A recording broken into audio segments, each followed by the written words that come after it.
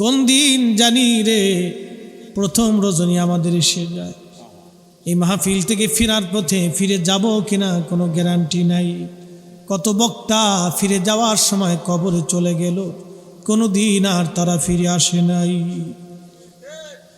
কত মুসল্লি মাহফিল থেকে বাড়ি যাওয়ার সময় ফিরে চলে গেল, আর কোনো দিন তারা ফিরে আসে নাই। আপনাদের এই অঞ্চলে কত মানুষকে গোরস্থানে দিয়ে দিলেন, কোনো দিন আর তারা ফিরে আসে নাই। সমুদ্রের পানি কত মানুষকে ভাসিয়ে নিয়ে চলে গেল, কোনো দিন আর তারা ফিরে আসে নাই। আগামী দিন আমরাও চলে যাব, ফিরে আসার আর কোনো সুযোগ নাই। আল্লাহ বললেন, ওয়ালা ইউআখিরুল্লাহু নাফসান ইযা জাআ আজালুহা।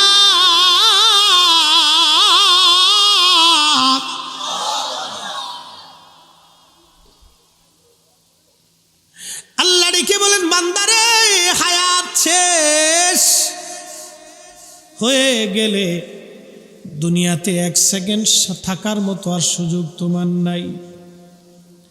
একবার হায়াত যদি শেষ হয় দুনিয়াতে থাকার সুযোগ নাই। দুনিয়ার থেকে একবার যদি চলে যাও আসার আর সুযোগ নাই। দুনিয়াতে একবার যদি চলে যাও আসার আর সুযোগ নাই। জিন্দেগি তোর যাইরে ফাঁকি দিয়া রে সোনার আদম, জিন্দেগি তোর যায় ফাঁকি দিয়া। কুল্লু নাফসিন দাইকাতুল মউত, এমন কোন জীবন নাই যে জীবনের মরণ না আছে। ওই গভীর সমুদ্রের ভিতরে মাছ আছে, বঙ্গোপসাগরের ভিতরে মাছ, তিমি মাছ আছে, বড় বড় মাছ আছে। 500 বছর বাঁচলেও মাছকে মরতে হবে, ওকেও মরণের স্বাদ নেওয়া লাগবে। অনেক প্রজাতির উদ্ভিদ আছে, সৃষ্টি আছে, পোকামাকড় আছে, কাঁকড়া আছে, ও বাপ, ওদের মরণের স্বাদ নিতে হবে। আপনার বাড়ির গরু, ছাগল, উট, দুম্বা, ভেড়া, কুত্তা, বিলেই যা কিছু আছে, মরণের স্বাদ নিতে হবে। বাড়ির পাশের যে আম গাছ আপনাকে 50 বছর ধরে আম দিল, তাকেও মরণের স্বাদ নিয়ে নিতে হবে। মরণ থেকে পালানোর কোনো রাস্তা নাই, কোনো সুযোগ নাই। কবরের প্রথম রাত কেমন রাত হবে আপনার আর আমার, এটা বোঝানোর জন্য আগে মরণ থেকে বুঝাই। ও বাঁশখালীর মুসলমান, খুবই মনোযোগ দেন মা বোনেরা। ও মা, আপনি যে সুন্দর পোশাক পরে সেজে গুজে গহনা পাতি দিয়ে আপনাকে নিয়ে আসা হলো শ্বশুর বাড়ি। মারে, আপনার ঘরের মধ্যে একটা বৃদ্ধ মা আছে, শাশুড়ি। মনে ব্যথা দিবেন না, এই বৃদ্ধ লোকটা আপনার কাছে তেমন কিছুই চায় না, একটু সহানুভূতি চায়। বিনিময়ে আপনার স্বামীর জন্য সে 40টা বছর পরিশ্রম করেছে। ও বোন, আপনাকে বলছি, এই বৃদ্ধ মাটাকে আপনি ব্যথা দিবেন না। এই বৃদ্ধ মাটা আপনার স্বামীর পিছনে 40 বছর পরিশ্রম করেছে। পেটে ধারণ থেকে শুরু করে ওকে মানুষ পর্যন্ত বানাইতে একটা মায়ের হাড় ভাঙ্গনি খাটুনি খেটে বৃদ্ধ হয়ে গেছে আজ।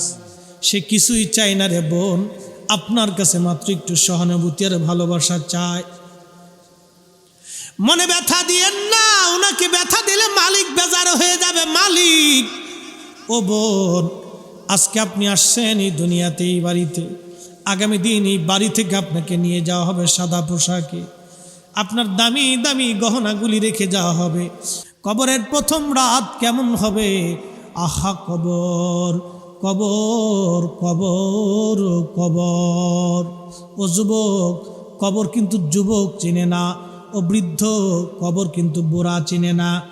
ও শক্তিশালী, কবর কিন্তু আপনাকে চিনে না। হাসান বসরি রাহমাতুল্লাহ জীবনের একটা বাস্তব ঘটনা আপনাদেরকে শোনায়। আল্লাহর ওলি হাসান বসরি অনেক বড় ব্যবসায়িক ছিলেন। তিনি সোনা দানা হীরা জহরতের ব্যবসা করতেন। ওনার বন্ধুর সঙ্গে ব্যবসা করার জন্য হযরত হাসান বসরি রাহমাতুল্লাহি রোম দেশে গেছেন। ব্যবসা করার জন্য রোম দেশে গেলেন। রোম বর্তমান ইউরোপিয়ান কান্ট্রিদেরকে বলা হয় রোম রাজ্য। আরব থেকে রোম দেশে গেছে হাসান বসরি বন্ধুর সাথে ব্যবসা করার জন্যে।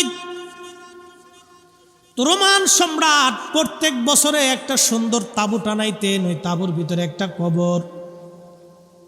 এই তাঁবু টানাইয়ায় কবরের মাঝখানে যে কবরটা আছে, এই কবরের চারপাশে একটা অনুষ্ঠান হতো প্রত্যেক বছরে একবার। হাসান বসরি রহমাতুল্লাহ আলাইহি বললেন, আমি গেলাম, আমি যাওয়ার পরে দেখি বিরাট বড় আয়োজন। চিন্তা করলাম অনুষ্ঠানটা তাদের দেখে যায়, কিসের অনুষ্ঠান হয় আমি একটু দেখব। হাসান বসরি বললেন, আমি দেখলাম ওই কবর থেকে সুন্দর করে সাজানো হলো, চমৎকার দামি তাঁবু টানানো হলো।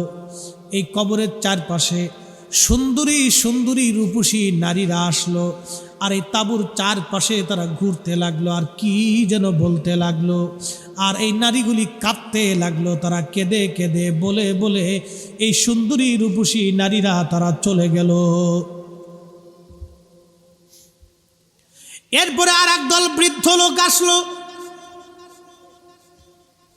ওই দেশের জ্ঞানী গুণী বৃদ্ধ লোকরা আসলো, তারা ওই কবরের তাঁবুর চারপাশে তারা ঘুরতে লাগলো, ঘুরতেছে আর কি যেন বলে আর কাঁদতেছে, কি যেন বলে আর কাঁদে।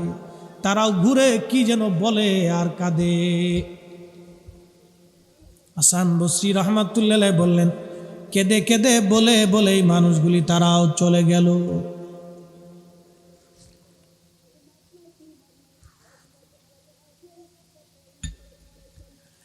এই বৃদ্ধ জ্ঞানীরাও চলে গেল। এরপরে বিরাট বড় সেনা দল আসলো, অস্ত্র শস্ত্রে সজ্জিত হয়ে এই সেনা বাহিনীর লোকেরা চারপাশে ঘুরতে লাগলো। ওরাও কি যেন বললো আর কাঁদতে লাগলো। এরপরে ওরাও তাঁবুর চারপাশে ঘুরে ঘুরে চলে গেল। এরপরে রাজা আর রানী দুইজনে আসলো, তারাও তাঁবুর চারপাশ দিয়ে ঘুরতে লাগলো আর কাঁদতে লাগলো আর কি জন্য বলে বলে তারাও চলে গেল।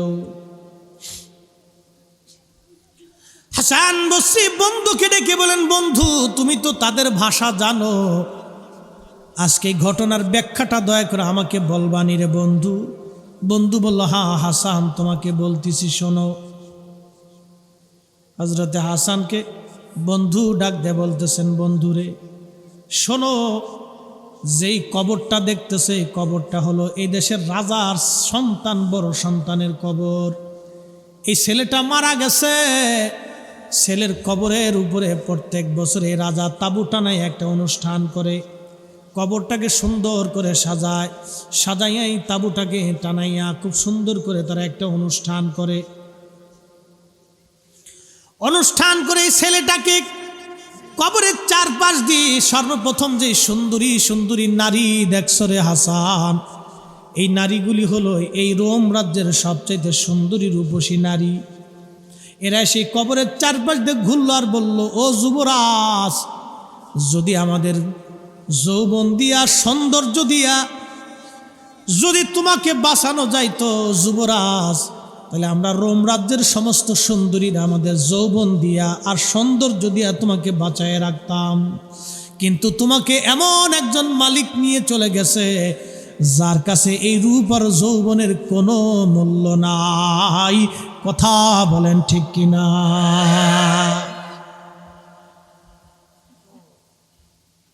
হ্যাঁ বাসকালীর মুসলমান, চেহারা দেখে আল্লাহ জান্নাত দিবে না। দেবে? চেহারা দেখে জান্নাত দিবে না, জমিদারি আর টাকা দেখে জান্নাত দিবে না, ক্ষমতার অহংকার দেখে সেনাপতি আর রাষ্ট্রপতি, প্রধানমন্ত্রী, বিচারপতি আর জজ, মিনিস্টার, ডিসি, এসপি, বিরাট বড় বড় অফিসার, অনেক বড় মক্কার আর মদিনার ইমাম, এইগুলি দেখে আল্লাহ ছাড় দিবে না। ছাড় হবে দুই জিনিসে, ইমানে আমলে, ইমানে আমলে, ইমানে আমলে।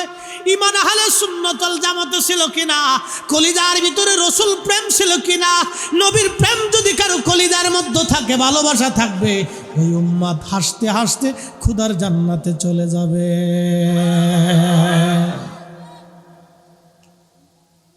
সুন্দরীরা কেঁদে কেঁদে চলে গেল। এরপরে হাসান বসরি বললেন, বন্ধু তারপরে ওই যে বৃদ্ধ জ্বালা তারা কারা? বলে, বন্ধু এই বৃদ্ধরা হলো এই দেশের সবচেয়ে বড় বড় জ্ঞানী গুণী সায়েন্টিস্ট, বড় বড় ডক্টর এবং ডাক্তার, বড় বড় কবিরাজ, দার্শনিক, জ্যোতির্বিদ এরা আসলো।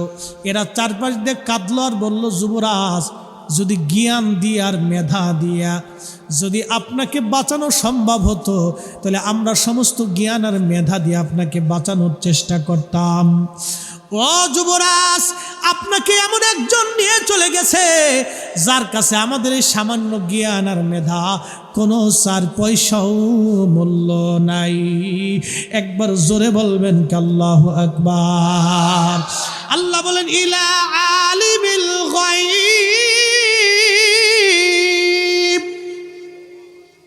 আমার গোপন জানে কে, আমার মনের ভিতরে কি আছে জানে কে? আল্লাহ আল্লাহ আল্লাহ আল্লাহ আল্লাহ। ইলা আলিমিল গায়বি ওয়াশ শাহাদাত, আমার প্রকাশ্যটাও তিনি জানেন, গোপনটাও তিনি জানেন, তিনি আল্লাহ আল্লাহ আল্লাহ আল্লাহ। তোরা কে যাবি নবীর নৌকাতে আয়, রূপকাঠির ওই নৌকা খানি, রূপকাঠির ওই নৌকা খানি, নাহি ডুবার ভয়। তোরা কে যাবি নবীর নৌকাতে আয়, নবী না মানে যারা মহাহেড কাফের তারা এ দুনিয়ায়। কথা ঘন ঠিক কিনা? ওরা একদল আছে আবার আমার নবীর এলেম নিয়ে প্রশ্ন তুলে। আমাদের দেশে একদল আছে রসুল কারীমের এলেম ছোট করে দেখলে তাদের কাছে মনে হয় এটাই ঈমান, এরা মনে করে এটাই ঈমান। কিন্তু এই কোরআনে আল্লাহ পাক আরো কত চমৎকার বলছে, হুয়াল্লাযী বাআসা ফিল উম্মিয়িনা রাসূলাম মিনহুম ইয়াতলু আলাইহিম আয়াতিহি ওয়া ইউযাক্কিহিম ওয়া ইউআল্লিমুহুমুল কিতাবা ওয়াল হিকমা। মারহাবা বলেন তো। এই কোরআনে ভুল টুল আছে, সন্দেহ টন্দেহ আছে, পরিবর্তন সংযোজন বিয়োজন হবে? আল্লাহ বলেন, হাবিব আপনাকে উম্মিদের মধ্যে পাঠিয়েছি, মূর্খ ইলিটারেটদের মধ্যে আপনাকে পাঠিয়েছি। রাসূলাম মিনহুম ইয়াতলু আলাইহিম, আপনি তাদের সামনে আয়াতিহি, আমার আয়াতসমূহ তেলাওয়াত করে শোনাবেন। একসাথে জোরে বলা যাবে আল্লাহু আকবার। আলিফ লাম মিম ইয়াসিন তাহা। না আরো জোরে, আরো জোরে। এটিকে আমি বানাই বলছি, তা কার কালাম? আলিফ লাম মিম তাহা ইয়াসিন নুন আলিফ লাম রা কাফ ইয়া আইন সাদ। আমি বানিয়ে বলি নাই, আল্লাহর কালাম থেকে বলতেছি। আল্লাহ বললেন, ইয়াতলু আলাইহিম আয়াতিহি, আপনি নবী আমার আয়াতসমূহ তাদেরকে তেলাওয়াত করে শোনাবেন। ও মুসলমান, সমুদ্রের পারের বাবাজি মায়েরা, খুব মনোযোগ দিয়ে আলিফ লাম মিম,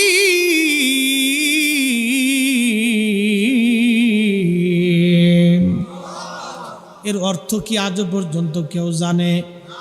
বলেন, কেউ জানে? সাহাবীদেরকে বললো, সাহাবীরা জানা? বলেন, আল্লাহু ওয়া রাসূলুহু আলাম। আল্লাহ জানে, নবী জানে, আল্লাহ জানে, নবী জানে, আল্লাহ জানে, নবী জানে, আল্লাহ জানে। জোরে বলেন, আল্লাহ জানে, আল্লাহ জানে, আল্লাহ জানে। আমরা বলছি না সাহাবীরা? আমরা না সাহাবীরা? একজন না সোয়া লক্ষ? সোয়া লক্ষ সাহাবী বলল আল্লাহ জানে, নবী জানে। আল্লাহর পরে যিনি জানে তিনি নবী, আল্লাহর পরে যিনি জানে তিনি নবী, আল্লাহর পরে যিনি জানে তিনি নবী, আল্লাহর পরে যিনি জ্ঞানী তিনি নবী, আল্লাহর পরে যিনি এলেমওয়ালা তিনি নবী, আল্লাহর পরে যিনি শ্রেষ্ঠ তিনি নবী, আল্লাহর পরে যিনি মর্যাদাবান তিনি নবী, আল্লাহর পরে যাকে মানতে হবে তিনি নবী, আল্লাহর পরে যাকে ঈমান আনতে হবে তিনি নবী, আল্লাহ যিনি হাবিব তিনি নবী, আল্লাহর পরে যিনি আল্লাহর জান্নাতের মালিক যারা দিলেন তিনি নবী, হাউজে কাউসার যার মালিকানা দিলেন তিনি নবী। কথা কোন ঠিক কিনা?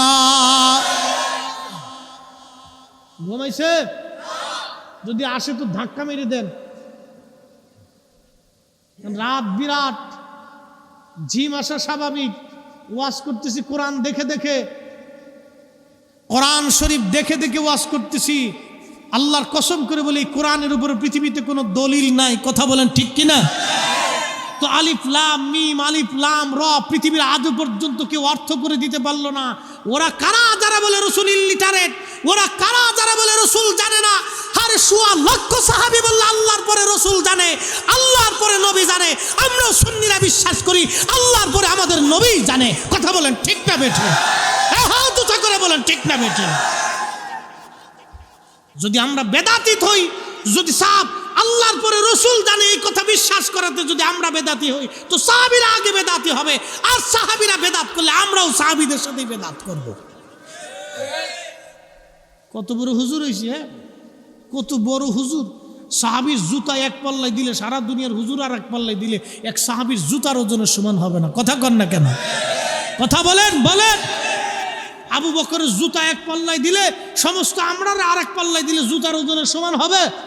আর সেই আবু বকর বলছে আল্লাহ রাসূলুহু আলাম, আল্লাহ জানে নবী জানে, আল্লাহ জানে নবী জানে। একসাথে জোরে বলা যাবে না আল্লাহু আকবার? কে জানে? জোরে কোন আল্লাহ জানে, আল্লাহ জানে। আল্লাহ বলতেছেন হুজুর আমি আপনাকে পাঠাইছি, পাঠানোর কারণই হলো আপনি তাদেরকে জানাবেন, ওয়ায়ুযাক্কিহিম, তাদেরকে পবিত্র বানাবেন। একসাথে বলবেন মারহাবা। এটা কি? একটা কোম্পানি এটাকে রিফাইন করছে। কথা ঠিক কি না? 1 বছর 2 বছর রাখার পরে পানিটা কি পানির জায়গায় থাকবে? এটা রং নষ্ট হবে, গন্ধ হয়ে যাবে, এটার ভিতরে ভেজাল ঢুকবে, পোকামাকড় তৈরি হতে পারে। কিন্তু জমজমের পানি 50,000 বছর যদি বোতলের মধ্যে রেখে দেন, ও 50,000 বছর আগে যেমন 50,000 বছর পরেই ঠিক তেমনই থাকবে। কারণ এই পানি রিফাইন করছে কে? সরাসরি একটা কুয়া দিয়ে জমজম দিয়ে আল্লাহ পাঠাই দিয়েছে, অন্য কোনো কুয়া এই পানি পাবেন না। বাংলাদেশে টিউবওয়েল গেলে যদি কোন এটা জমজমের পানি, কাজ হবে? আপনাদের পাশে সমুদ্র, এই সমুদ্রের কিনারে যদি টিউবওয়েল গাড়ি দিয়ে এখন এটা জমজমের পানি, কাজ হবে? হবে? আরে আল্লাহ পাক তার রসুলকে দুনিয়াতে রিফাইন কর্নেওয়ালা করে পাঠিয়েছেন। তিনি উম্মতকে রিফাইন কর্নেওয়ালা, ওয়ায়ুযাক্কিহিম ওয়ায়ুযাক্কিহিম। আমার এই নবী উম্মতকে রিফাইন করার জন্য আসবে। সর্বপ্রথম আমার এই নবী কুফরির অপবিত্রতা থেকে আমার এই নবী উম্মতকে বাঁচাবে, এরপরে গুনাহের অপবিত্রতা থেকে বাঁচাবে। আমার এই নবী উম্মতকে গুনাহমুক্ত করার জন্য, উম্মতকে পাপ মুক্ত করার জন্য, উম্মতকে এই কালিমা থেকে মুক্ত করার জন্য, উম্মতকে এই পচা আবর্জনা থেকে বের করে জান্নাতি বানানোর জন্য আমার নবীকে আল্লাহ দুনিয়াতে পাঠিয়েছেন। নবী রিফাইন কর্নেওয়ালা। এই জন্য আমরা বলি নবী পাক, নবী পাক। আমাদের দেশে একদল আছে বুকে হাত বেঁধে নামাজ পড়ে, ওরা বলে নবীকে পাক বলা যাবে না, এটা শিরিক হয়ে যাবে। ওরা শিরিকের মাসালা খোঁজে। আর আল্লাহর কোরআন বলে নবী পাক, নবীকে পাঠিয়েছি উম্মতকে পাক বানানোর জন্য। একসাথে বলবেন আল্লাহু আকবার। বোঝা যাচ্ছে? বোঝা যাচ্ছে? এখানে শেষ নেই, এরপরে আল্লাহ বলে ওয়ায়ুআল্লিমুহুমুল কিতাবা ওয়াল হিকমা। ও নবীজি, ওয়ায়ুআল্লিমুহুমুল কিতাব, আপনি তাদেরকে কিতাব শিখাবেন। সুবহানাল্লাহ কি বলেন? আচ্ছা, আমার নবী কিতাব শিখলো কোন মাদ্রাসায়? ওয়াল হিকমা, তাদেরকে বিজ্ঞান আপনি শিখাবেন, জ্ঞান শিখাবেন। আমার নবী জ্ঞান শিখলো কোন মাদ্রাসায়, কোন কলেজে, কোন ভার্সিটিতে? একটাই ভার্সিটির নাম হেরা পর্বত। এই ভার্সিটির যিনি অধ্যক্ষ তিনি একমাত্র আল্লাহ, আর ছাত্র একমাত্র আমার নবী। কথা কোন ঠিক কিনা? শিক্ষক একজন, ছাত্র কয়জন? যারা বলেন শিক্ষক কয়জন? কে? ছাত্র কয়জন? কে? সরাসরি সরাসরি সরাসরি কি কথা কন না কেন? এই জন্য আল্লাহ বলেন, হুজুর আপনি উম্মতকে শিখাবেন, ওয়া ইন কানু মিন ক্বাবলু লাফি দালালিন মুবিন।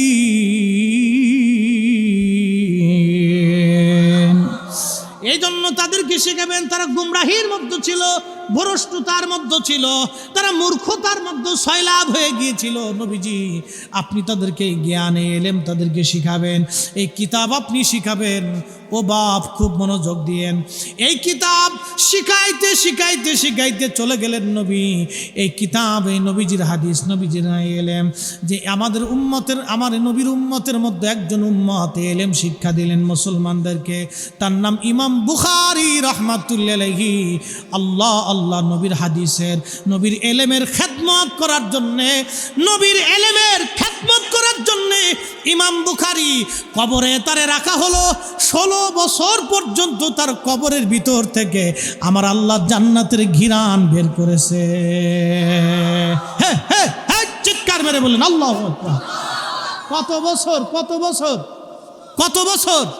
ইমাম বুখারীর রওজা থেকে 16 বছর জান্নাতের ঘিরান এসেছে, বেহেশতের ঘিরান এসেছে, তার কবরের মাটি পর্যন্ত সুঘ্রাণময় হয়েছে।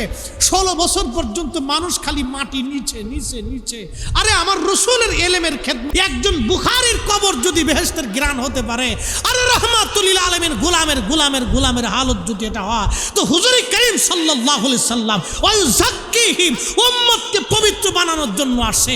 উনি পাক, উনার মাথা থেকে পা পর্যন্ত পাক, উনার না ছিল গুনাহ, না ছিল দোষ, না ছিল ত্রুটি। যারা বলবে রসুলের ভুল হতো, নবী ভুলে যাইতেন, নবীর গুনাহ ছিল, খাতা ছিল, ওরাই হলো বর্তমান জমানার দাজ্জাল দাজ্জাল দাজ্জাল। কথা বলেন ঠিক না বেঠিক? হাজার বছর ওদের পিছনে ইক্তেদা করলেও নামাজ হবে, ওদের পিছনে নামাজ পড়া শয়তানের পিছনে নামাজ পড়ার সমান।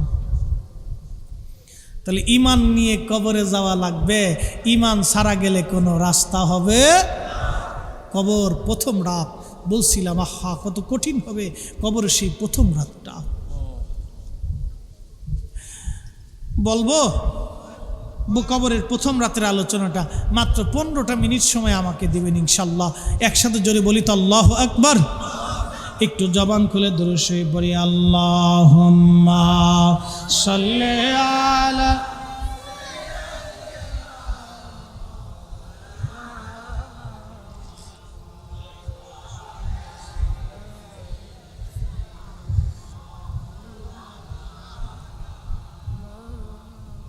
তুমি মোদের আশার আলো, তাই তো তোমায় বাসি ভালো।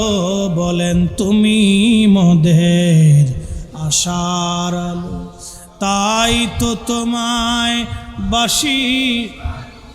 হৃদয় নামের ফুলদানিতে, হৃদয় ফুলদানিতে গেথে রেখেছি প্রেমের মালা। ইয়া রাসূলুল্লাহ, ইয়া রাসূলুল্লাহ।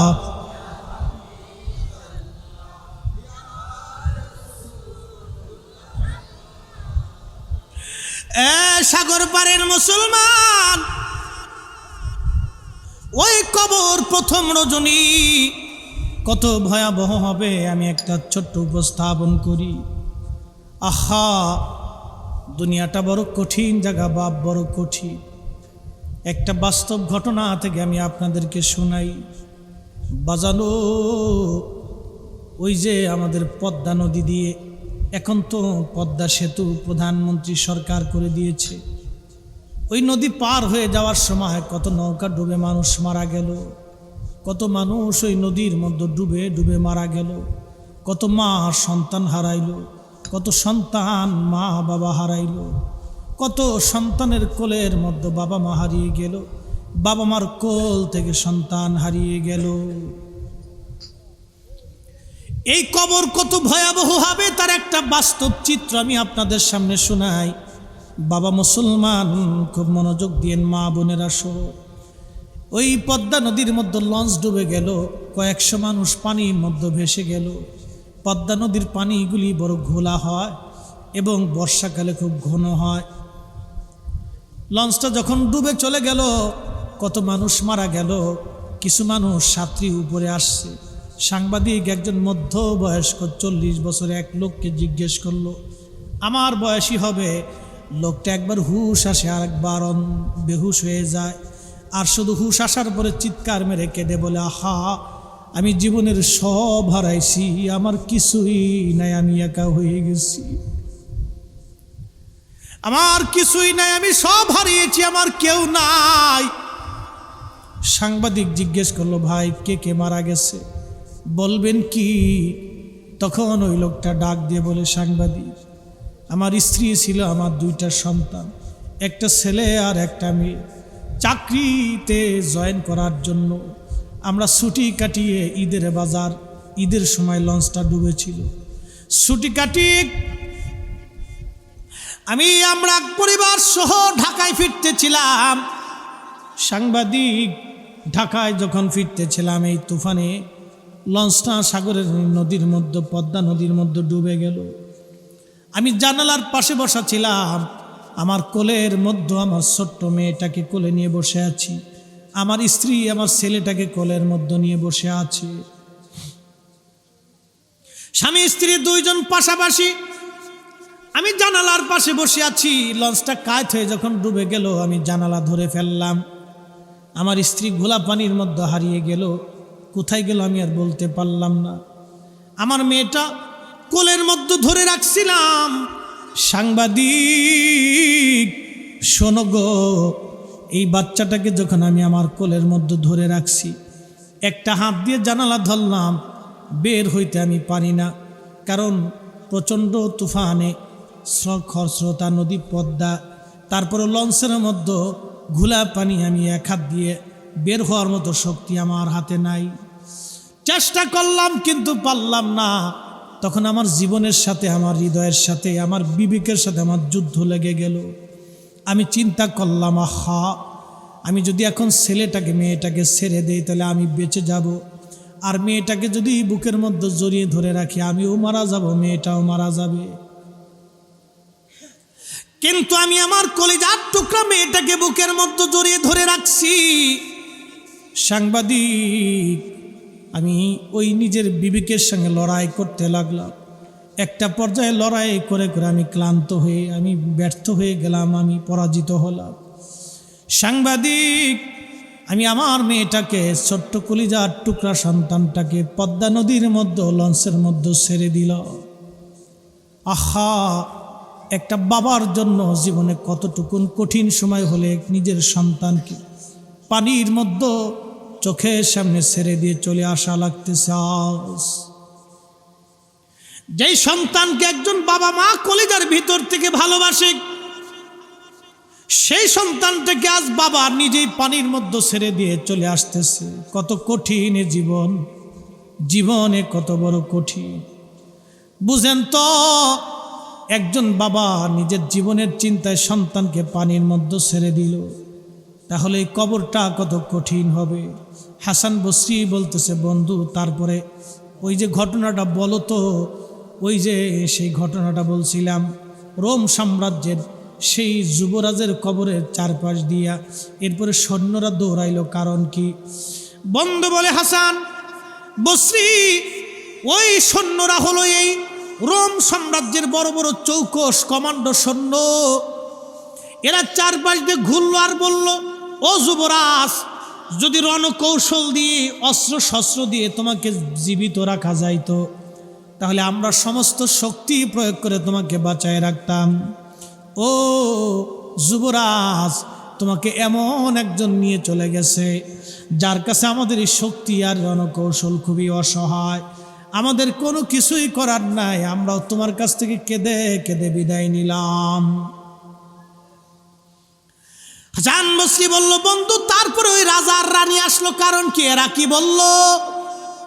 বন্ধু ডেকে বলে, হাসান, এই রাজার রানী 2 জন কবরের চারপাশ দিয়ে ঘুরে আর কাঁদতেছিল আর বলতেছিল, কলিজার টুকরা সন্তান, যদি পুরা রোম রাজত্ব দিয়েও তোমাকে বাঁচানো যাইতো, তুমি আমাদের কলিজার টুকরা সন্তান, তোমাকে বাঁচানোর চেষ্টা করতাম, কিন্তু তোমাকে এমন একজনে নিয়ে গেছে যার রাজত্বের কাছে এই রাজত্বগুলি খুবই অসহায়।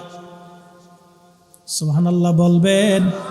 তাহলে আপনারা বলেন সেই মালিকের কাছে আমাদের যাওয়া লাগবে কিনা? আল্লাহ কোরআনে বলেন, ইন্না লিল্লাহি ওয়া ইন্না ইলাইহি রাজিউন।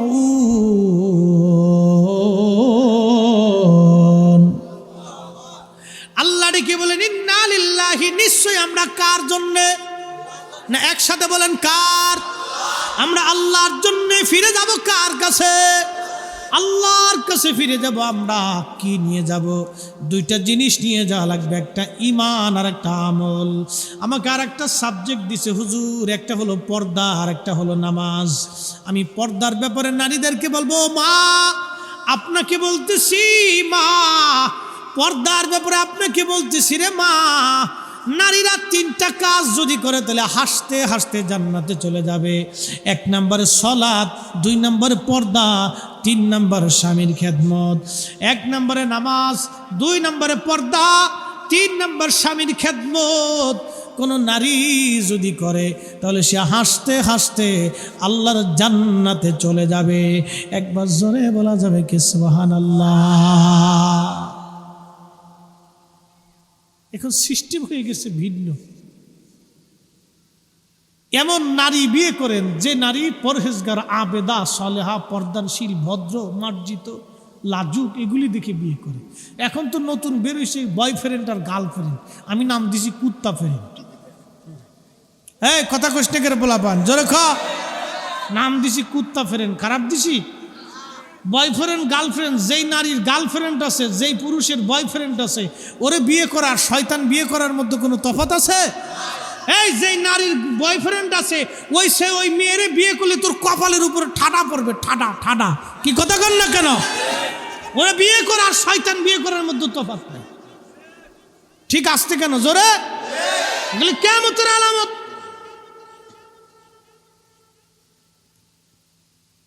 বয়ফ্রেন্ড নাম দিছে, আবার এগুলি দিয়ে মাঝে মধ্যে নাটক দেখা।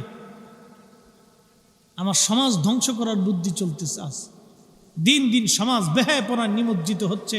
নবী বলেন কিয়ামতের আলামতের একটা আলামত হলো নারীরা বেহায়াপনা করবে, অর্ধ উলঙ্গ হয়ে বেপর্দা অবস্থায় রাস্তায় হেলে হেলে ডুলে ডুলে গর্বের সাথে নারীরা চলতে থাকবে, বুঝবে কিয়ামতের আলামত। ইমাম মাহদী আলাইহিস সালাতু ওয়াস সালাম পৃথিবীতে আসবে, অবশ্যই ইমাম মাহদী পৃথিবীতে আসবে। সহিহ বুখারীতে নবী বলেছেন, পৃথিবী যদি একদিনও থাকে কিয়ামত হওয়ার জন্য, তারপরও আল্লাহ ওই একটা দিনকে আল্লাহ বিরাট বড় লম্বা বানাইয়া আমার বংশের ভিতরে, ইমাম হাসান হুসাইনের বংশের ভিতরে, আমার ফাতেমার রক্তের ভিতরে আল্লাহ ইমাম মাহদীকে দুনিয়াতে পাঠাবে। তার মায়ের নাম, বাবার নাম হবে আব্দুল্লাহ, তার নাম হবে মুহাম্মদ। 40 বছর বয়সে সে পৃথিবীতে মানুষের সামনে আসবে। সেই ইমাম মেহেদী আমি রসুলের বংশের রক্তধারা অনুযায়ী আসবে। আমি যেইভাবে কালেমা প্রতিষ্ঠিত করেছি সে সেইভাবে কালেমা প্রতিষ্ঠিত করবে। হে আমার উম্মতেরা, সারা পৃথিবীতে ন্যায় বিচারে ভরে যাবে। একটা খেজুরের দানাই যথেষ্ট হয়ে যাবে, একটা আনারের দানা একটা কওমের জন্য যথেষ্ট হবে। একটা গাভীর দুধ সারা কওমের মানুষ খাইয়া শেষ করতে পারবে না। একসাথে জোরে বলবেন সুবহানাল্লাহ।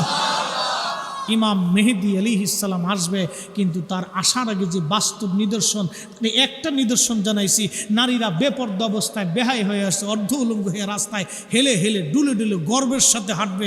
নাম দিবে বয়ফ্রেন্ড আর গার্লফ্রেন্ড, আমি নাম দিছি কুত্তা ফ্রেন্ড। আজাজিল কোথাকার। শয়তানে হাসে আর কয়, কিরে খালাতো বোন, তুই যতদিন আসিস আমার আর কাজ নাই। শয়তানে আমার খালাতো বোন, ও যতদিন আছে ততদিন আমার কাজ নাই। ও যুবক পোলাপান যা আছে সব শেষ করে ফেলাবে, অসুবিধা নাই। ওই অ্যাকশন মেরে দিতেছে একবারে, ওর চারপাশ দিয়ে যা যাবে সব শেষ। ছি ছি ছি, মাথার থেকে পা পর্যন্ত পুঁচে গেছে। মেয়েরা এখন ফুল প্যান্ট পরে, হাফ প্যান্ট পরে, জিন্সের প্যান্ট পরে, আবার ইন্দে ফাড়া ইন্দে সিডা। কি কথা কর না কে? আজকে চট্টগ্রাম শহর দিয়ে আসার সময় দিয়ে একটা বকের মতো হাইটে আসতেছে। লেডিস না জন্ডিস না ইজলে বুঝি না কোনটা। জুস প্যান্ট পরে, জিন্সের প্যান্ট পরে, সুস প্যান্ট পরে মেয়ে হাঁটতেছে শার্ট গায়ে দিয়ে। সি সি সি সি সি, কোন বাপের সন্তান এগুলো পয়দা করছে, জন্ম দিয়েছে? আগে আজ থেকে 30-50-100 বছর আগে আমাদের দেশের সনাতন ধর্মের হিন্দু মেয়েরাও কোনোদিন এইগুলো পরে নাই। তারাও কাপড় চোপড় পরে নিজের শরীর ঢেকে ঢুকে চলতো। কি কথা বলেন, ঠিক না বেটে? কতটুকুন বেহাপনার নিম্ন পর্যায়ে গেলে মানুষ এত দূর পর্যন্ত চলে যাচ্ছে। হায় আফসোস উম্মতের জন্য। উম্মতের ইমাম মেহেদী আলাইহিস সালামের আগমনের সময় সামনে সমাগত, পৃথিবী বৃদ্ধ কাল এসে গেছে। হ্যাঁ উম্মত সুমাইহান বলে, হুজুর বাঁচার উপায় কি? এই কঠিন বিপদ থেকে কেমনে বাঁচবো? আল্লাহর নবী বলেন, উম্মত যদি বাঁচতে চাও, বাঁচার একটা রাস্তা, ফাআলাইকুম বিসুন্নতি ওয়া সুন্নাতিল খুলাফায়ে রাশিদিন আল মাহদিন। তোমরা আমি রাসূলের সুন্নাহকে দাঁত দিয়ে কামড় দিয়ে ধরবে, আবার খুলাফায়ে রাশিদিনের সুন্নাহকে দাঁত দিয়ে কামড় দিয়ে ধরবে। আমি রাসূলের আহলে বায়াতের কদমকে দাঁত দিয়ে কামড় দিয়ে ধরবে। আমি রাসূলের গোলামরা যেই পথে চলেছে সেই পথ থেকে তোমরা দাঁত দিয়ে কামড় দিয়ে ধরবে। আমি নবীর সুন্নাহর পতাকাকে দাঁত দিয়ে কামড় দিয়ে ধরবে। জীবন চলে যাবে কিন্তু ছেড়ে দিবে না, জীবন চলে দিয়ে ছেড়ে দিবে না। আমার উম্মত এই সময় যদি একটা সুন্নত আমল করে, আমি আল্লাহর রাসূল বলে দিয়ে গেলাম, আমার উম্মতকে আল্লাহ 100 শহীদের সওয়াব তাদের আমলনামায় দিয়ে দিবে। না আস্তে হয়ে গেল না? আরো জোরে বলবেন না আল্লাহু আকবার। এই সময় দাঁত দিয়ে কামড় দিয়ে ধরে রাখতে হবে। যদি ছেড়ে দেন তাহলে মহা মুশকিল। এই মাহফিল যদি বন্ধ হয় তাহলে এই নসিহত বন্ধ হবে। কি কথা বলেন না কেন? আমার দেশে কিছু ফেরাউন আছে, কারুন আছে, কারণ বুঝছেন? ওরা মনে করে সম্পদ বুঝি কবরে নিয়ে চলে যাব। হাসান বসরি রহমতুল্লাহের কথা বলছিলাম। হাসান বসরি বললেন, আহ বন্ধু, এত বড় যুবরাজ কিছুই পেল না, তাহলে আমি হাসান আর সোনা দানা আর জহরতের ব্যবসা করে লাভ নাই। আজকে থেকে ব্যবসা যা আছে তোকে বুঝাই দিলাম, তোর ব্যবসা তুই নিয়ে যা। আমি এমন একটা ব্যবসা করব যেই ব্যবসা হবে আল্লাহর সাথে, আল্লাহর সাথে, আল্লাহর সাথে। একসাথে জোরে বলা যাবে না আল্লাহু আকবার? আমি আজ থেকে দুনিয়ার কোনো ব্যবসা করব না, আমি আল্লাহর সাথে ব্যবসা করব। হাসান বসরি আল্লাহর সাথে ব্যবসা করে বসরি হয়েছে, আল্লাহর সাথে ব্যবসা শুরু করে দিলেন। ব্যবসা করতে করতে করতে করতে করতে করতে আল্লাহ তাকে এত মর্যাদা দিলেন যে পানির উপরে জায়নামাজ বিছাইয়া হাসান বসরি নামাজ পড়তে পারতেন। না হয় না? আরো জোরে বলবেন না আল্লাহু আকবার। কিসের উপরে? জোরে কর না, কিসের উপরে? এই সাগরের উপরে, সাগরের উপরে জায়নামাজ বিছিয়ে নামাজ তারা পড়েছে। আর আপনি তো জাহাজ নিয়ে যেতে পারবেন, এরা সাগরের উপরে যায় নামাজ বিছিয়ে নামাজ পড়েছে। পানিকে বলেছে স্টপ, যেভাবে ওভাবেই থাক, লড়াচড়া দিস না। পানির সাহস হয় নাই, পানিও জানে হাসান এসেছে, সর্বনাশ, এখানে লড়াচড়া দিলে আল্লাহ আমাকে তুফান ছুটিয়ে দিবে।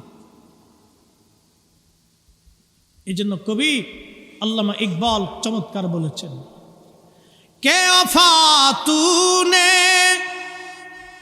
मोहम्मद से तू हम तेरे है, ये जांच जी किया लौह कलम तेरे है। তুমি যদি নবীর গোলাম হও, কুল মখলুক তোমার গোলাম হয়ে যাবে।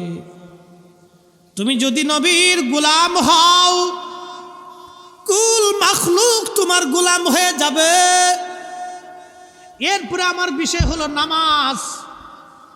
নামাজের বিষয়ে দুটি কথা বলে আলোচনার শেষের দিকে চলে যাব, কারণ 1.5 ঘন্টা প্রায় হয়ে গেছে। খুব মনোযোগ দিয়েন। নামাজ কত বড় দামি। আমরাও নামাজ পড়ি, আর আগের যুগের মুসলমান নামাজ পড়েছে। একজন আল্লাহর ওলি, তার নাম শাহজালাল ইয়ামানি মুজাররিদি। ওনার প্রধান সিফাসালার ছিলেন নাসিরউদ্দিন শাহ রহমাতুল্লাহি আলাইহি। রাজা গোরগোবিন্দের সুরমা নদীর পারে বিশাল সৈন্যবাহিনী নিয়ে শাহজালাল ইয়ামানি মুজাররিদি অপেক্ষামান। এই পারে বিরাট বাহিনী, ওই পারেও বিরাট বাহিনী। গোরগোবিন্দের বিরাট সেনাদল, শাহজালাল রহমাতুল্লাহি আলাইহির বিরাট সেনাদল। আল্লাহর অলির সাথে 360 জন অলি একসঙ্গে যুক্ত হয়েছেন। গোরগোবিন্দ চিঠি পাঠাইল, ও শাহজালাল, আপনার মানে সেনাবাহিনীর ভিতরে যদি কেউ এমন কোনো ব্যক্তি সৈন্য থেকে থাকে আমি গৌর গোবিন্দের রাজ দরবারে 8 মণ ওজনের একটা লোহার ধনুক আছে। 8 মণ ওজনের লোহার ধনুক আপনার সৈন্যবাহিনীর মধ্যে কেউ যদি চালাই দিতে পারে রে শাহজালাল, আমি গৌর গোবিন্দ ওয়াদা করলাম তোমাদের কাছে আত্মসমর্পণ করব, কালেমা পড়ে মুসলমান হয়ে যাব। চিঠিখানা পরে শাহজালাল ইয়ামানি মুজাদ্দিদি বুঝতে পারলেন এই ধনুকটা দুনিয়াবি কোনো শক্তি দিয়ে চালানো সম্ভব না। এই ধনুক চালাইতে হলে তাকে আধ্যাত্মিক ক্ষমতার দরকার। আল্লাহ প্রদত্ত ক্ষমতা ছাড়া এই ধনুক চালানো সম্ভব হবে না। তেলের গাড়ি তেলে চলে,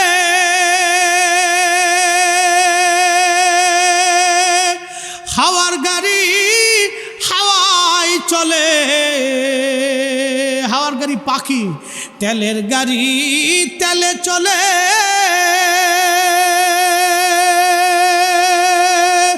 হাওয়ার গাড়ি হাওয়ায় চলে, বিনা তেলে চালায় গাড়ি নবী সুলাইমান। আমরা সেই মুসলমান। কথা কর ঠিক কিনা? আমরা সেই মুসলিম, নামাজ ছেড়ে দিচ্ছে আজকে। আমরা সেই মুসলমান, আল্লাহকে সেজদা দিতে মন চায় না। আরে আল্লাহ সূর্যের আলো দিয়েছে, পৃথিবী রিজিক দিয়েছে, গাছে ফল দিয়েছে, বৃষ্টি দিয়েছে, বাতাস দিয়েছে, ঠান্ডা দিয়েছে, বিবি দিয়েছে, বাচ্চা দিয়েছে, এত কিছু দিলেন, তারপরেও আল্লাহকে সেজদা দিতে মন চায় না। আপনার মতো নাফরমান কি আছে? ওয়াশকুরুলি ওয়ালা তাকফুরুন, বান্দা শুকর কর, অকৃতজ্ঞতা হইস না, কৃতজ্ঞতা প্রকাশ কর। আরে কুত্তাকেও যদি আপনি খাওয়ান, ও সারা দিন শেষে বাড়ি ফিরে আসবেন, ওই কুত্তা দৌড়ে আপনার চারপাশে ঘুরে আপনার শুকে আপনার উপরে লাফাই উঠার বলে মালিক কই গেছিলেন, লাঠি দিয়ে পিটুনি দেওয়ার পরেও ঘুরে আবার আসে। কুত্তা পালিয়ে যায় না। আপনি কেমন মালিকের কুকুর হলেন? আপনি কেমন কুকুর হলেন যে আপনাকে খাবার দিল, খাবার দেওয়ার পরেও বেঈমানি করলেন? আপনাকে রিজিক দেওয়ার পরেও আপনি নামাজে যান না, আপনি রোজায় যান না, আপনি হালালে আসেন না, আপনার জিন্দেগি গঠন করেন না, আপনি জিকিরে বসেন না, মিলাদুন নবীতে আসেন না, মাহফিলে টাকা দিতে বললে আপনি বলেন মাহফিল দিয়ে কি হবে? এটা কারুন কারুন কারুন কারুন। আরে কারুন সম্পদ নিয়ে কবরে যেতে পারে নাই, ওর সম্পদ ধ্বংস হয়েছে। দুনিয়াতে যারা আল্লাহর জান্নাতের বাগানের বিরোধিতা করে ওরা হলো ফেরাউন আর কারুন, হামানের সাথে ওদের জাহান্নামে জায়গা হয়ে যাবে। কথা বলেন ঠিক না বেটা?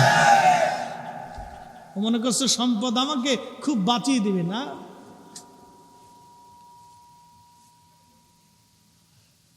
সম্পদ আপনাকে বাঁচিয়ে দিবে? কখনোই না, কখনোই না, কখনোই না।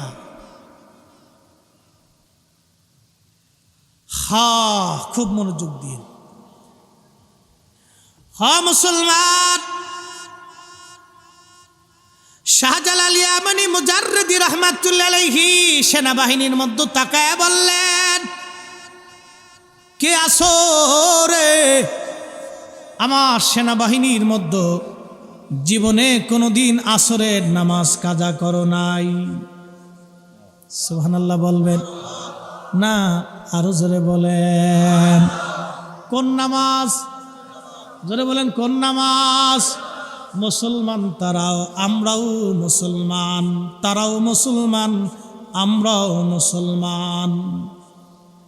সেনাপতি সিফা সালান নাসিরউদ্দিন শাহ বললেন, হুজুর আমি আসি,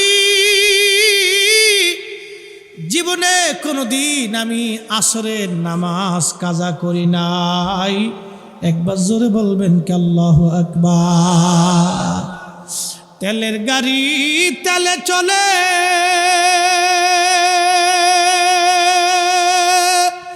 হাওয়ার গাড়ি হাওয়ায় চলে, বিনা তেলে চালায় গাড়ি নবী সুলাইমান। আমরা সেই মুসলমান।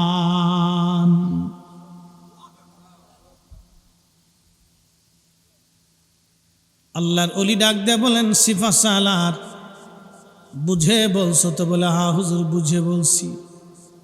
আমি যতদিন থেকে বালেগ হয়েছি আজও পর্যন্ত কোনো দিন আমি নামাজ আসরের কাজা করি নাই। একটা আসরের রক্ত আমার কোনো দিন কাজা হয় নাই। কেমন নামাজি ছিল তারা, কেমন নামাজি ছিল তারা। আরে আমার নবীজি জীবনে কোনোদিন নামাজ তো দূরের কথা, নামাজ ছাড়েন নাই। আল্লাহ আল্লাহ, অসুস্থ অবস্থায় নবীজি, অসুস্থ অবস্থায় হজরতে রসুল করিম সাহাবীদের পিঠের উপরে ভর দিয়ে নামাজে দাঁড়াই গেছে। আল্লাহ, অসুস্থতা অবস্থায় নবীজি নামাজ ছেড়ে দেন নাই। কত সাহাবী, হজরত ওমর, হজরত ওমর যখন তাকে আঘাত করা হলো, হজরত ওমর যখন তার ভুঁড়ির মধ্যে, পেটের মধ্যে ছুরির আঘাত করা হয়েছিল, পেট কেটে নাড়ি ভুঁড়ি বের হয়ে গেল, ওইভাবে তাকে কাপড় দিয়ে বেঁধে রাখা হয়েছিল। তখন তো অপারেশন, উন্নত চিকিৎসার ব্যবস্থা ছিল না। ওই অবস্থায় ওমর নামাজ পড়েছেন, নামাজ ছেড়ে দেন নাই। ইমাম আহমদ ইবনে হাম্বল রহমাতুল্লাহ আলাইহি মারতে মারতে মারতে মারতে 4 বছর পিঠের মধ্যে ঘা হয়ে গেল, রক্ত পড়তে লাগলো। ওই অবস্থায় নামাজ পড়তেন, নামাজ ছাড়েন নাই। হযরত আলী রাদিয়াল্লাহু আনহুকে আব্দুর রহমান মুলজিম খারিজি ছুরির আঘাত করেছিল কর্ণের গোনায়।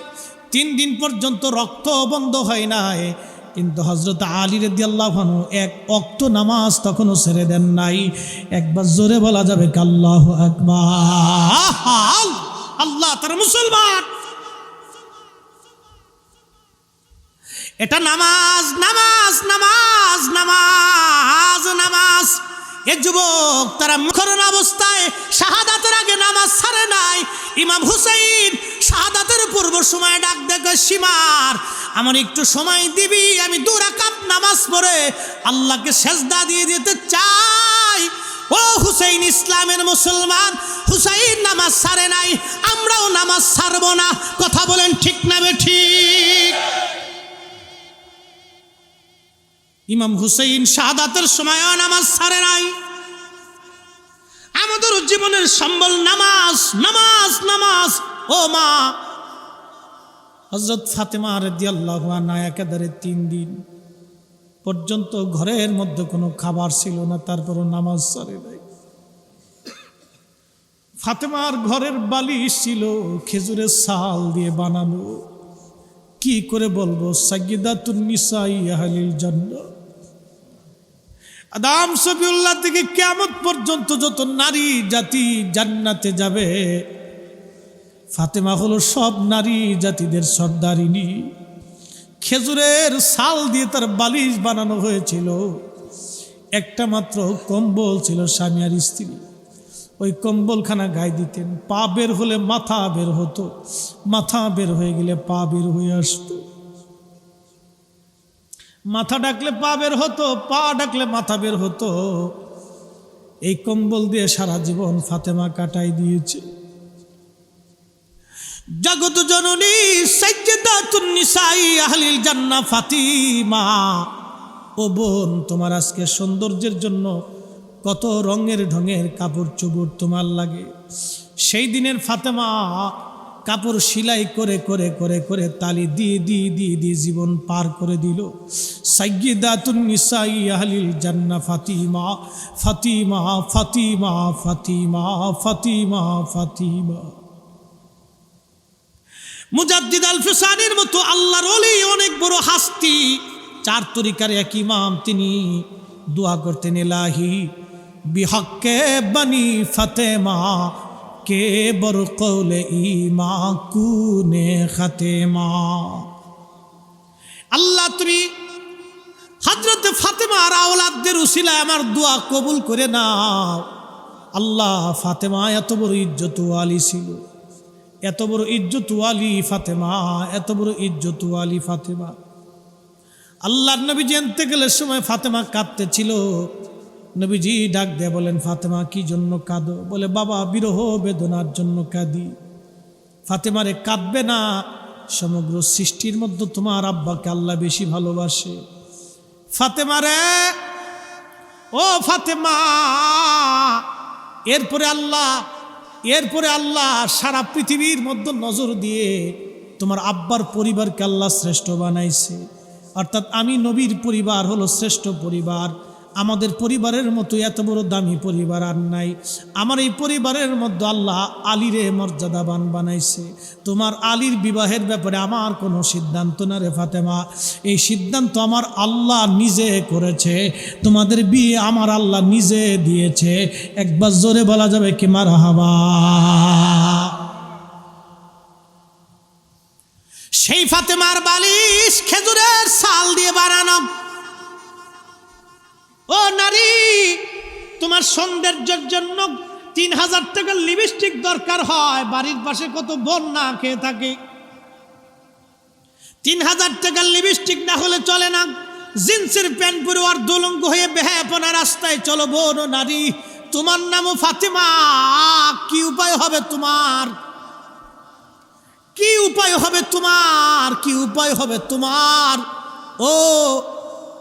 ও দুনিয়ার ফাতেমা, কি উপায় হবে তোমার? ও দুনিয়ার নারী জাতি, কেন হযরত ফাতেমার আদর্শ তোমাদের কলিজায় আসে না? আল্লাহর নবী ডাক দেয়া বলেন, ফাতেমা রে শোনো, আমার এই পরিবারের মধ্যে তোমারেও আল্লাহ আমার চাইতেও কম ভালোবাসে না। সুবহানাল্লাহ, কি জোরে বলবেন। ফাতেমা রে, তোমারও আল্লাহ অনেক ভালোবাসে, তবে এই ভালোবাসাটা এই জন্য যে আমার কলিজার মধ্যে তোমার ভালোবাসা আছে, সেই জন্য। অর্থাৎ আমি নবী তোমারে ভালোবাসি, সেই জন্য আল্লাহ তোমাকে ভালোবাসে রে ফাতেমা। আহা, সেই ফাতেমার জীবন কত চমৎকার ছিল। কে না খেয়ে দিন কাটাইছে রে বোন, ক্ষুধা পেটের মধ্যে ছিল, কিন্তু তারপরেও নামাজ ছেড়ে দেয় নাই, পর্দা ছেড়ে দেয় নাই। ও নারী, তুমি কেন পর্দা ছেড়ে দাও, নামাজ ছেড়ে দাও? ও যুবক, তুমি না হুসাইনি সৈনিক, তাহলে ইমাম হুসাইন শাহাদাতের আগেও নামাজ ছাড়ে নাই। আজকে থেকে ওয়াদা করে যাব, আল্লাহ আমরাও নামাজ ধরবো, নামাজ ছাড়বো না। হাত উঁচা করে বলেন, রাজি আছি না নাই?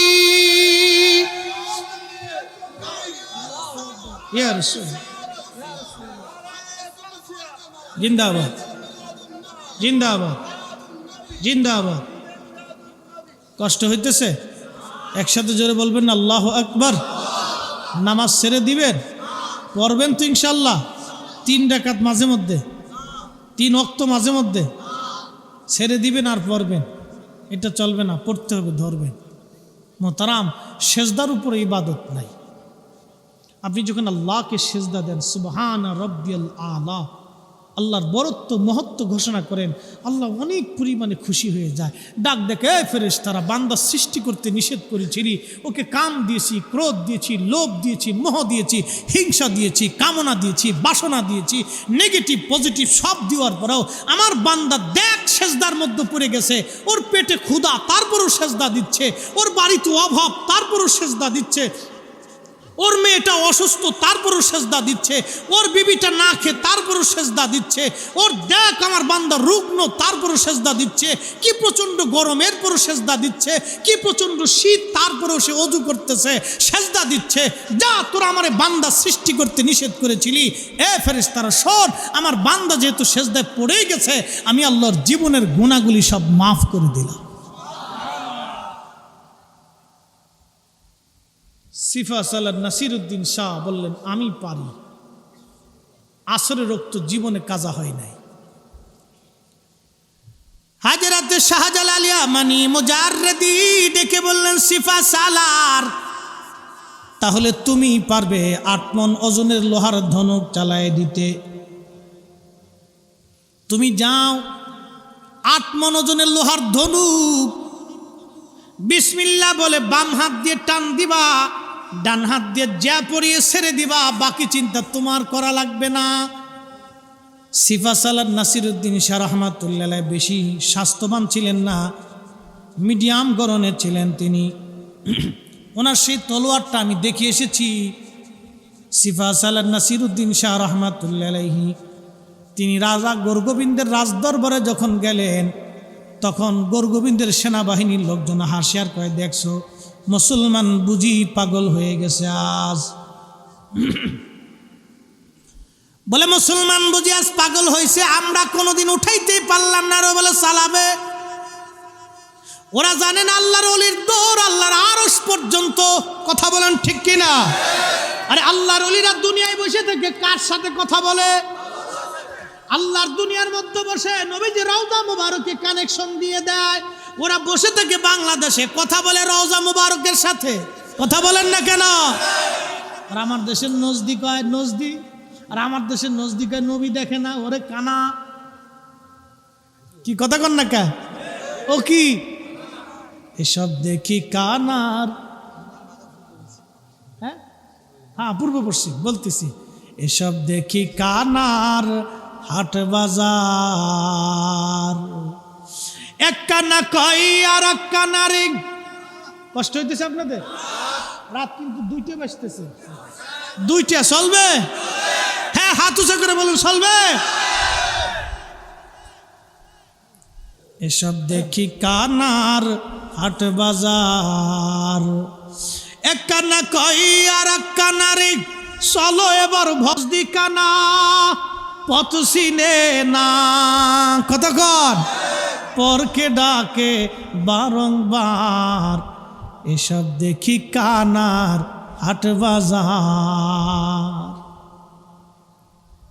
সিফাসালাত নাসিরউদ্দিন রহমাতুল্লাহ আলাইহি বাম হাত দিয়ে বিসমিল্লাহ বলেন, ডান যেটা ধরলেন 8 মণ ওজনের লোহার ধনুকটা বিসমিল্লাহি আল্লাহু আকবার বলে টান দিয়ে উঠায় নিয়ে আসলেন। ডান হাতটা যে পরে যখন টান মারছে, একটা টান দেওয়া লাগছে, বেশি লাগে নাই। মাঝখান থেকে লোহাটা টাস করে ভেঙ্গে 2টা খণ্ডে বিভক্ত হইয়া রাজা গর্গোবিন্দের সামনে ধবাস করে পড়ে গেছে। একবার জোরে বলবেন কি মারহাবা। তেলের গাড়ি তেলে চলে, হাওয়ার গাড়ি হাওয়ায় চলে, বিনা তেলে চালাই গাড়ি নবী সুলাইমান। আমরা সেই মুসলমান, ঠিক কিনা? কোন নামাজ? আসর। কথা কন না কেন? কোন নামাজ? আসরের নামাজ জীবনে কাজা করে নাই। সিফা সালার তীর মাঝখান থেকে 8 মণ ওজনের লোহার ধনুক ভেঙে গেছে। গর্গোবিন্দের চোখ কপালে উঠে যায়, এইটা হইল কি রে? জীবনে যা সম্ভব না তাই আজকে দেখলাম। বুঝতে পেরেছে আর এখানে বেশিক্ষণ সময় টিকা আমার দ্বারা সম্ভব হবে না। সিফা সালার নাসিরউদ্দিন শাহ রহমাতুল্লাহ আলাইহি এত বড় দরজার ওলি, ওনার মাজার এখনো হবিগঞ্জের সোনারু ঘাটে আছে। পূর্ব আর পশ্চিম সবার কবর হয়েছে উত্তর দক্ষিণ, ওনার মাজার হয়ে গেল পূর্ব পশ্চিম। একসাথে বলা যাবে আল্লাহু আকবার। পাওয়ার আছে। আরে হীরার টুকরা মাটির উপরেও হীরা, মাটির নিচেও হীরা। আল্লাহর ওলি মাটির উপরে ওলি, মাটির নিচেও ওলি। কি কথা বলেন, ঠিক কিনা? আমরা সেই ওলিদেরকে ভালোবাসবো, তাদের জিয়ারতে বেশি বেশি যাব। আল্লাহ তৌফিক দিক। সকলে বলে না আমিন, আরো জোরে বলে না আমিন। আসেন নবীজিকে দাঁড়ায় সালাম জানাই, ইয়া নবী সালাম আলাইহি।